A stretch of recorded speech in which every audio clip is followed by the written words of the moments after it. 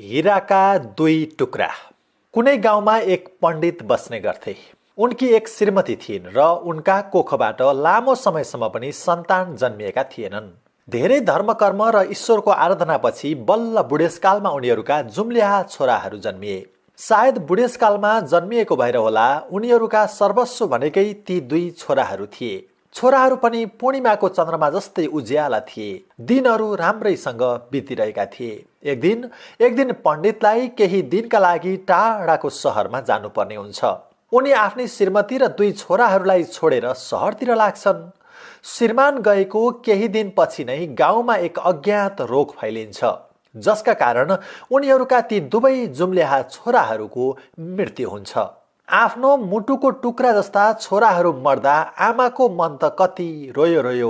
त्यसमाथि ती पण्डितकी श्रीमतीलाई अर्को चिन्ताले सताउन थाल्यो कि यो दुःखद खबर श्रीमानलाई कसरी सुनाउनु, जबकि उनका श्रीमान मुटु रोगी थिए।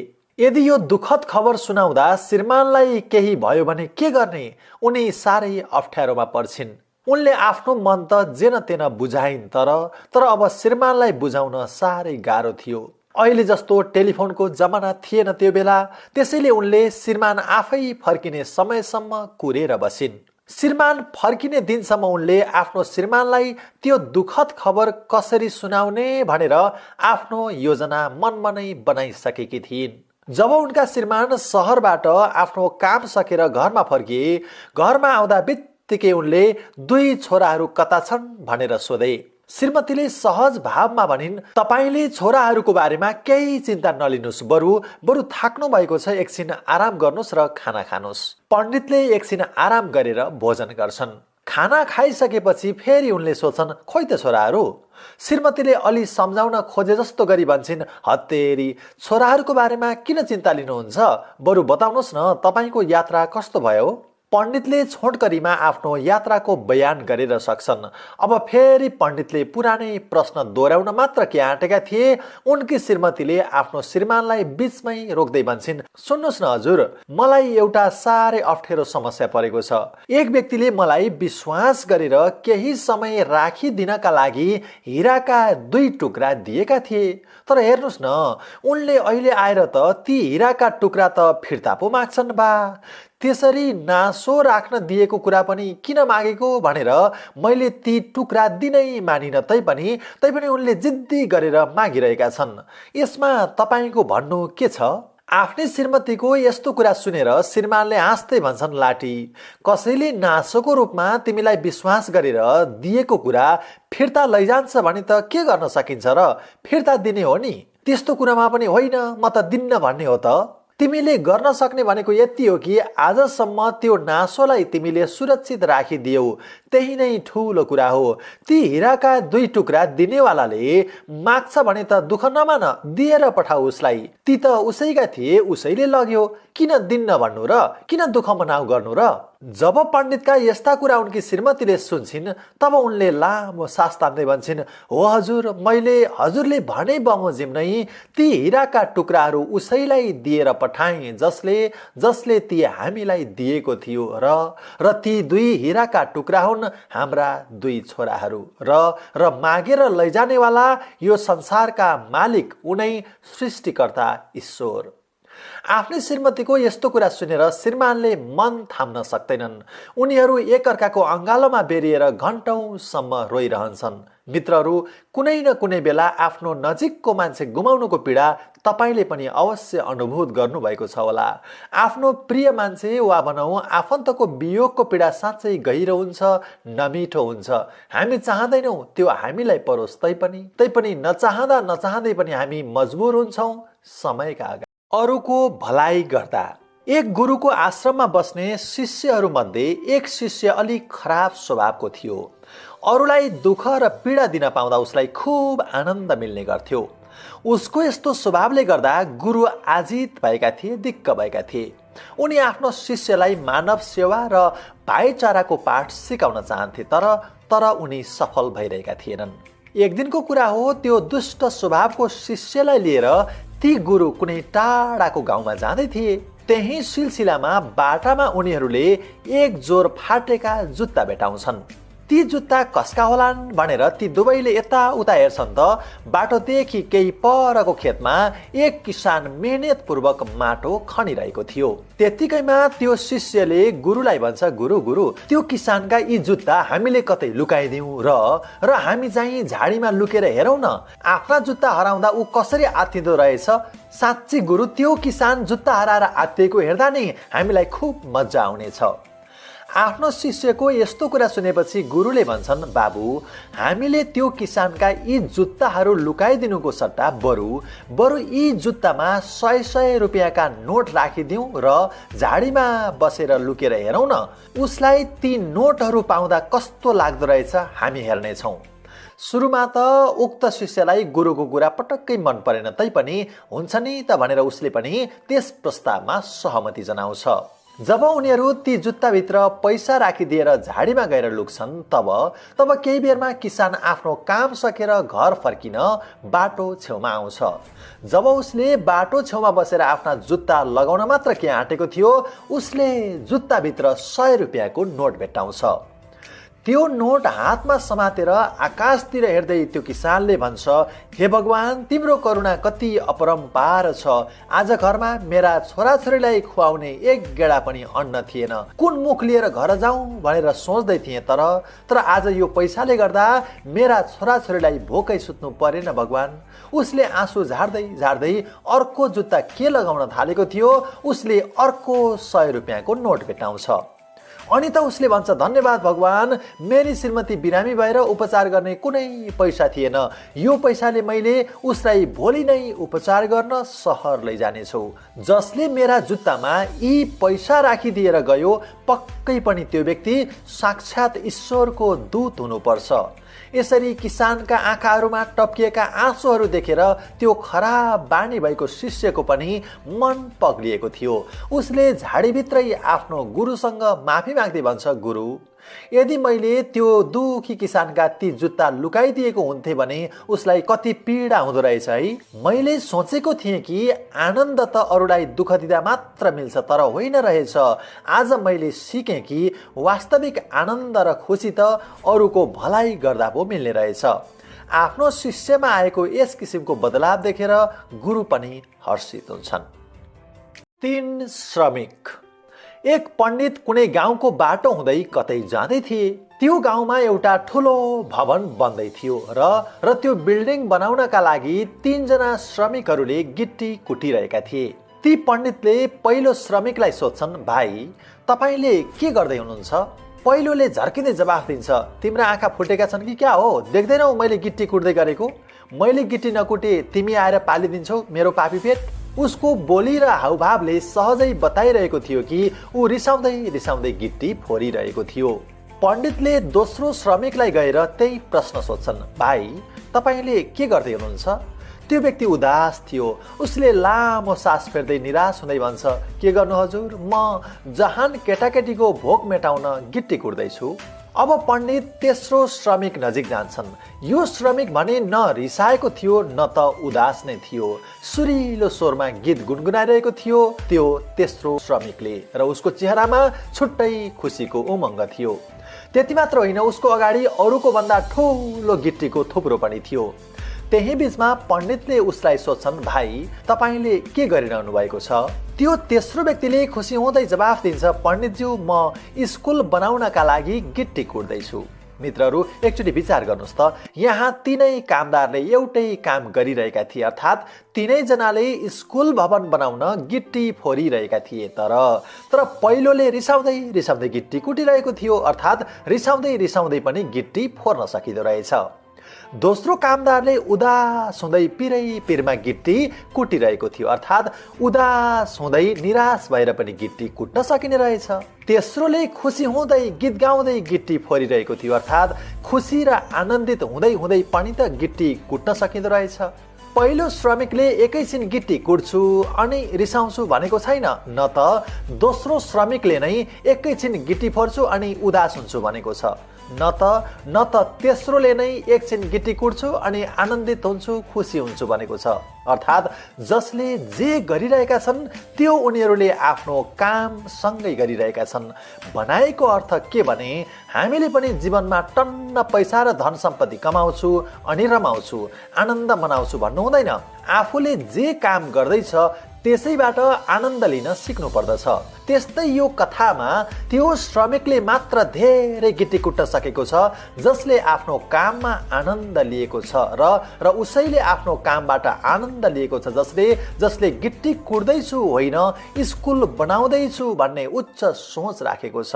बाँकी पहिलो र दोस्रो कामदारले धेरै गिट्टी कुट्न सकेका छैनन् किनकि उनीहरूले आफ्नो कामलाई उच्च नजरले हेरेका छैनन्। उनीहरू केवल पेट पाल्नका लागि मात्रै काम गर्दैछन्। मित्रहरू, हामी त्यस्तै बन्दा रहेछौँ जुन नजरले हामीले आफूले गरिरहेको कामलाई हेरिरहेका हुन्छौँ। सुकरातको परीक्षा। मानिसहरूले हामीलाई सुनाउने सबै कुरालाई हामीले आँखा चिम्लेर विश्वास गर्नु हुँदैन।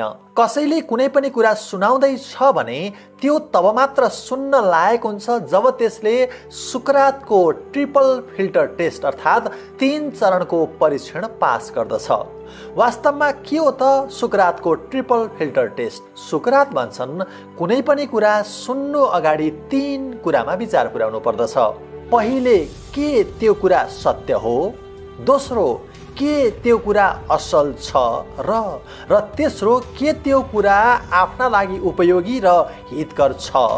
यदि तीनै प्रश्नको उत्तर होइन र छैन आउँछ भने यो विचार गर्नु कि त्यो कुरा सुन्नु नै बेकार छ। मित्रहरू, अब यसको बारेमा अलि विस्तारमा बुझौँ। एकपटक एक व्यक्ति आएर सुकरातलाई भन्छन्, सुकरात, के तिमीले तिम्रो पुरानो साथीको बारेमा एउटा कुरा थाहा पायौ?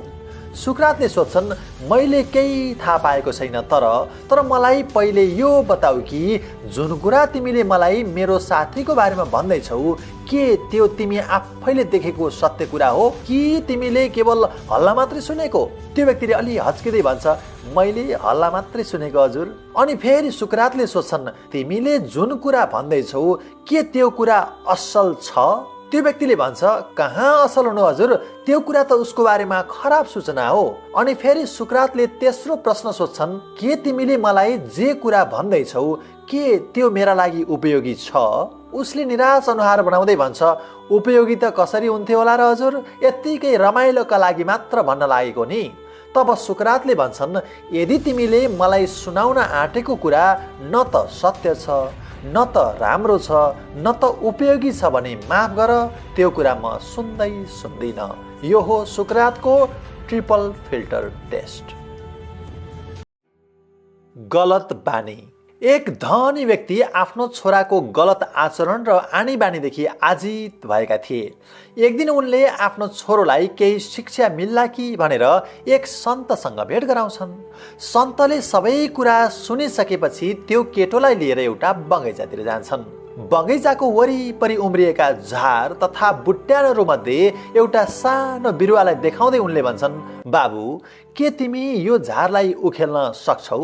केटोले सकिहाल्छु नि भन्दै त्यो झार जुरुक्कै उखेलेर फालिदिन्छ। त्यसपछि फेरि सन्तले अर्को अलि हुर्केको झारको बिरुवालाई देखाउँदै भन्छन्, के तिमी यसलाई उखेल्न सक्छौ? केटोले एकछिन विचार गर्छ र कुनै कोसिस गर्छु भन्दै त्यसलाई उखेल्न खोज्छ, तर पहिले जस्तो सजिलै उसले त्यसलाई उखेल्न सकेन। बल्ल तल्ल धेरै प्रयास गरेपछि मात्र उसले त्यस झारलाई उखेल्न सक्छ। अब फेरि सन्तले एउटा काँडा भएको र छिप्पिएको रुखतिर देखाउँदै भन्छन्, बाबु, के तिमीले यसलाई उखेल्न सक्छौ? केटोले आफ्नो जिब्रो टोक्दै भन्छ, के भन्नुभएको हजुरले? यत्रो ठुलो रुखलाई पनि कहीँ उखेल्न सकिन्छ? तब सन्तले मुसुक्क हाँस्दै भन्छन्, बाबु, तिम्रो गलत बानी भनेको पनि यही झार जस्तै हो। जब तिमीले यसलाई सानै छँदा नै गोडेर मिल्काउँछौ भने सजिलो हुन्छ, तर समयमै त्यो खराब आनी बानी र आचरणलाई त्यागेनौ भने त्यो खराब आदत पनि पछि हुर्केर त्यो ठुलो रुख जस्तै मोटो र बलियो काँडाले भरिएको हुन सक्छ।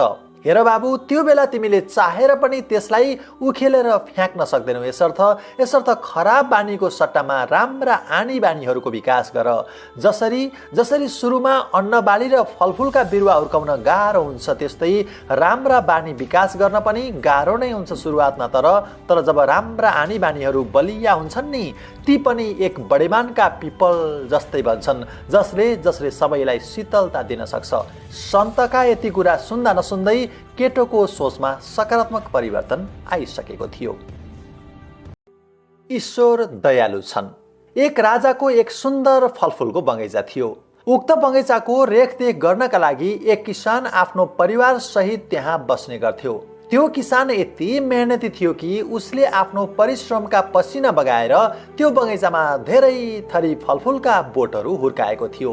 एक दिनको कुरा हो, किसान बगैँचामा जान्छ त उसले देख्यो कि त्यहाँ उसले लगाएका स्याउ, नासपाती, अनार, नरिवल, अङ्गुर आदि बहुतै सुन्दर तरिकाले फलेका छन्। किसानले विचार गर्छ कि ल आज एक टोकरी फलफुल बोकेर महाराजलाई भेट्न जानु पर्यो।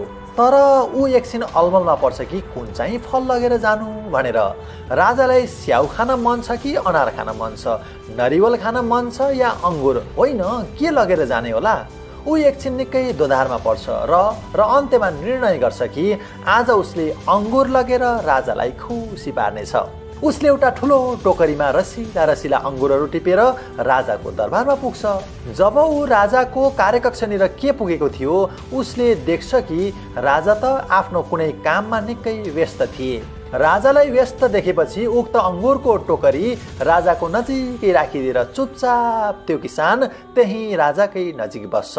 एकैछिनमा राजाले आफ्नो कागजी काम गर्दा गर्दै उक्त अङ्गुरको टोकरीतिर आफ्नो हात बढाउँछन्। उनले एउटा अङ्गुर कप्प मुखमा हाल्छन् भने लगत्तै एउटा अङ्गुर टोकरीबाट निकालेर उक्त किसानलाई लाग्ने गरी हिर्काउँछन्।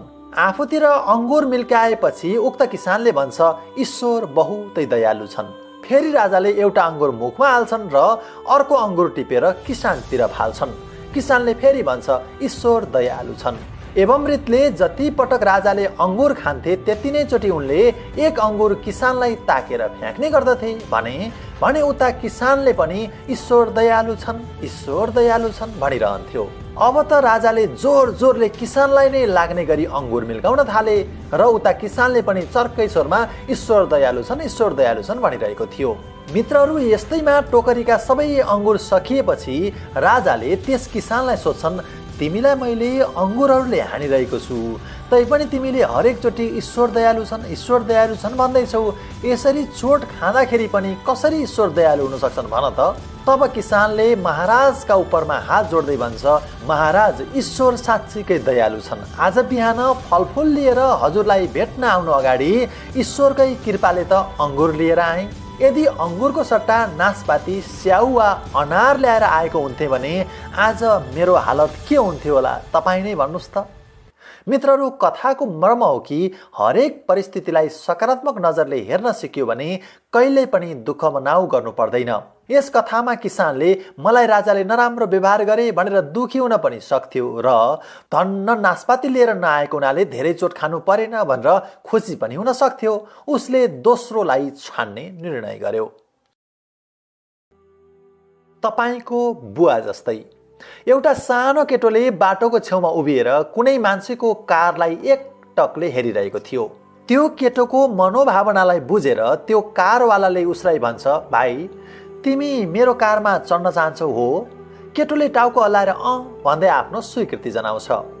त्यो केटोलाई केही लामो दूरीसम्म आफ्नो कारमा यात्रा गराइसकेपछि त्यो कारवालाले भन्छ, ए भाइ, तिमीलाई थाहा छ यो कार मलाई मेरो बाबाले आफ्नो मेहनतको कमाइबाट बर्थडेमा गिफ्ट दिनुभएको। सायद तिमी पनि म जस्तै भाग्यमानी छोरा हुन चाहन्छौ होला है। यस्तो कुरा सुनेपछि केटोले जवाफ दिन्छ, होइन दाई, म तपाईँ जस्तो भाग्यमानी छोरा होइन, तपाईँको बुवा जस्तै मेहनती बाउ हुन चाहन्छु ताकि मैले पनि मेरो छोरालाई तपाईँलाई जस्तै कार उपहार दिन सकौँ। नेपोलियनको निर्णय। नेपोलियन सधैँ जोखिमपूर्ण काम गर्न मन पराउँथे। एक दिन उनले घोषणा गरे कि उनी एक अग्लो पहाडको टुप्पोमा पुग्दैछन्। सुन्दा पहाड त हो नि जस्तो लागे पनि मित्रहरू, पहाड सामान्य खालको थिएन। त्यो चट्टानले भरिएको, हिँड्ने बाटो त परै जाओस् टेक्ने ठाउँ समेत नभएको भिरालो सतहले बनेको थियो। अर्थात् पहाड बहुत अनकन्टार थियो। जब नेपोलियनले त्यो पहाड चढ्ने कार्यका लागि आफ्ना सिपाहीहरूलाई पनि साथै लैजाने कुरा बताए, सैनिकहरूको त होस हवासै उडियो। किनकि त्यो पहाड आजसम्म कसैले चढ्नु त के, चढ्न सकिन्छ भनेर कल्पनासम्म पनि गरेका थिएनन्। जब सैनिकहरूको दल बल लिएर उनी पहाड चढ्नका लागि अगाडि बढ्दै थिए, बाटोमा एक महिलाले चर्को स्वरमा भन्छन्, कसैले पनि नेपोलियनलाई विश्वास नगर्नु है, किनकि यो पहाड चढ्न सम्भव नै छैन। मेरो कुरा याद राख्नु कि यदि अटेरी गरेर चढ्न नै खोज्यौ भने पनि तिमीहरू मध्ये कोही पनि जिउँदो फर्किने छैनौ। यी नेपोलियनले बेकारमा हावा कुरा गरेर अरूलाई दुःख दिने र बहकाउने काम मात्र गर्न जानेका छन्। ती महिलाको कुराले अघि डराइरहेका सिपाहीहरूको मुटु अझ धेरै हल्लिन थाल्छ, किनकि नेपोलियन जस्ता व्यक्तिलाई एक सामान्य महिलाले त्यस्तो तुच्छ शब्द प्रयोग गरेर गाली दिइरहेकी थिइन्। कतिपयले सोच्दै थिए कि पक्कै पनि नेपोलियनले ती महिलालाई नराम्रो सजाय दिनेछन् भनेर, तर ती सिपाहीहरूको सोचको विपरीत मित्रहरू, नेपोलियन ती महिलाको नजिकै जान्छन् र आफ्नो गलामा लगाएको हिराको माला निकालेर उनलाई दिँदै भन्छन्, धन्यवाद तिमीले आज मेरो हौसला अझ धेरै बढाइदिएकी छौ। जुन दिन म यो पहाड चढेर फर्किनेछु तिमीले मेरो जय जयकार गर्नेछौ। नेपोलियनको यस्तो अनौठो व्यवहार देखेर ती महिलाले भन्छन्, तिमी नै एक यस्तो व्यक्ति हौ नेपोलियन जो मेरो वचन सुनेर हताश भएनौ र आफ्नो लक्ष्यमा अविचलित रहिरह्यौ। मेरा लागि तिमीले अहिले नै यो पहाड चढिसक्यौ। मित्रहरू, एकचोटि विचार गरौँ त, त्यही ठाउँमा नेपोलियनले ती महिलालाई रिसाएर सजाय पनि त दिन सक्थे, तर पनि उनले त्यस्तो गरेनन्, किनकि महिलालाई सजाय दिनाले उनको कायरता झल्किन्थ्यो, तर महिलाले दिएको चुनौती स्वीकार गर्नाले उनको बहादुरी झल्कियो। जीवनमा कैयौं चोटि हामीलाई मानिसहरूले हतोत्साहित बनाउँछन्, त गर्न सक्दैनस् भनेर हाम्रा भविष्यवाणीहरू गर्छन्, अनि हामी पनि हो कि क्या हो जस्तो गरेर खुट्टा कपाउन थाल्छौँ, लक्ष्यबाट विचलित हुन्छौँ। अझ कुनै बेला त ती मान्छेहरूसँगै रिसाउँछौँ पनि हामी, तर त्यही ठाउँमा हामी किन उनीहरूको कुरालाई इखमा बदल्न सक्दैनौँ? किन हामीले अझ आफ्नो सङ्कल्प बलियो बनाउनतर्फ लाग्दैनौँ? वास्तवमा तैँले गर्न सक्दैनस् भनेर चुनौती दिनेहरूकै अगाडि त्यो काममा सफल भएर देखाउनाले नै हाम्रो सही पुरुषार्थ झल्किन्छ।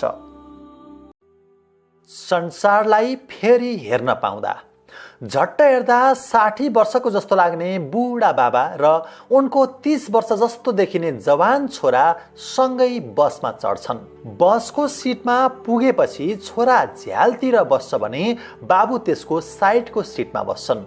एकैछिनमा बसले आफ्नो यात्रा थालनी गर्छ।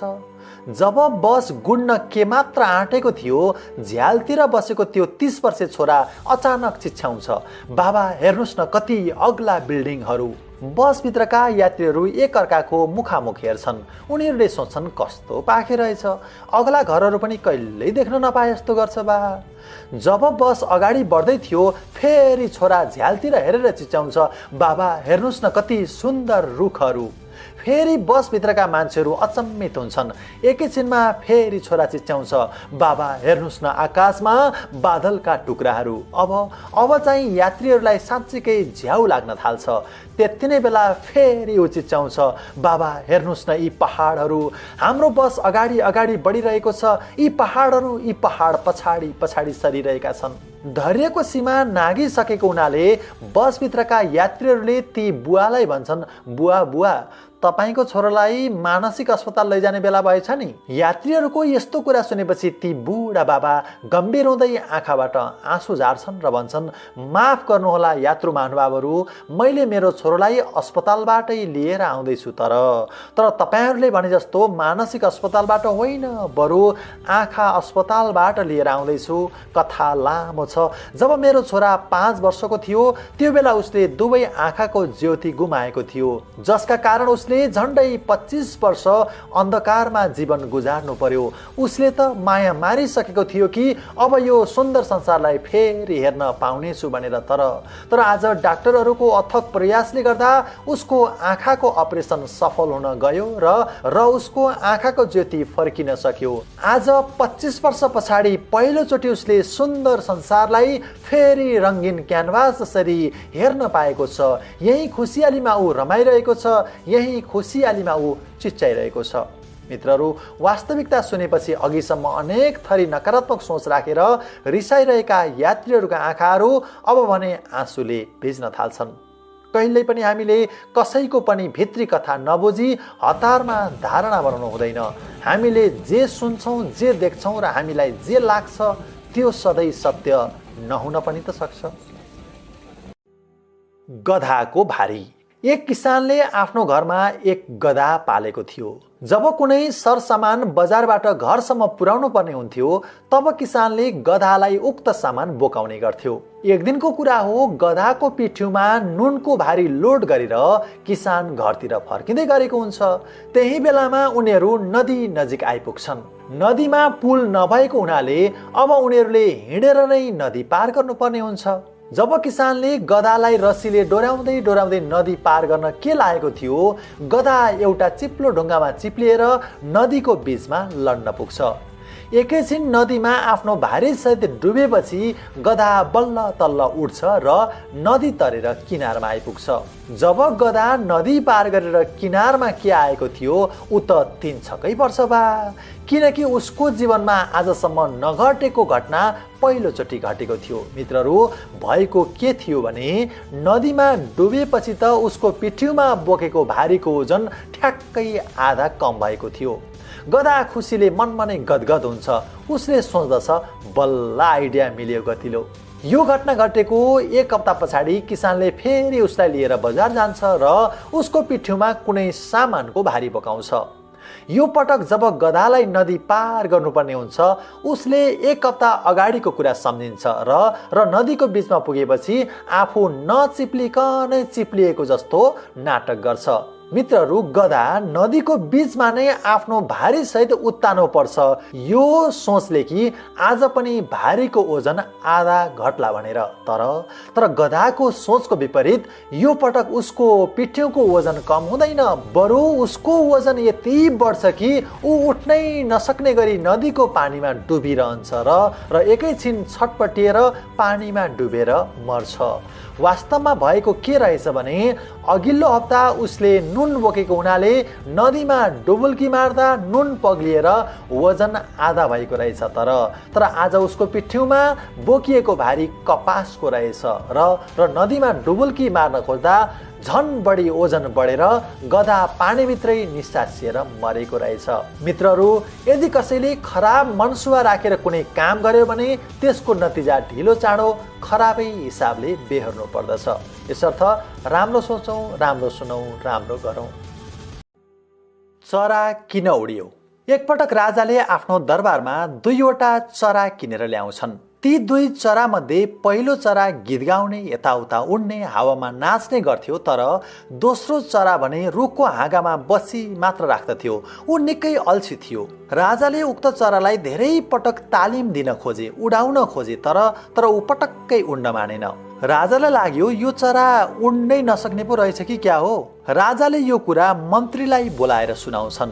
मन्त्री कुरा सुन्दा बित्तिकै आजसम्म एक पटक पनि नउडेको चरा हेर्न बगैँचामा पुग्छन्। जब मन्त्री के बगैँचामा पुगेका थिए चरा त भुरुरुरुरु गर्दै आकाशमा उडिहाल्यो। त्यो देखेर अचम्मित हुँदै राजाले सोध्छन्, के जादु गरिदिनु भयो मन्त्रीज्यू, तपाईँले त आजसम्म नउडेको चरालाई उडाइदिनु भयो त। राजाको कुरा सुनेर मन्त्रीले भन्छन्, महाराज, मैले कुनै जादु गरेर चरा उडाएको होइन, मैले त केवल चरा जुन हाँगामा बसेको थियो त्यो हाँगा काटिदिएको मात्र हुँ। जब आफू बसेको हाँगा नै काटिएपछि त्यो चरालाई नउडेर सुख। मित्रहरू, कथाको सार यो हो कि हामीभित्रको खुबी तब बाहिर आउँछ जब हामीले जीवनमा चुनौती र कठिनाई झेल्न पुग्छौँ। जबसम्म मान्छेलाई सबै सुख सुविधा सजिलै उपलब्ध हुन्छ उसले कहिल्यै पनि प्रगति गर्न सक्दैन। एउटा हिरा पनि कालो कोइलाबाट बन्छ, त्यही कालो कोइला हिरामा परिणत हुन्छ जुन कालो कोइलाले जमिनमुनि अत्यधिक ताप र चाप सहेको हुन्छ।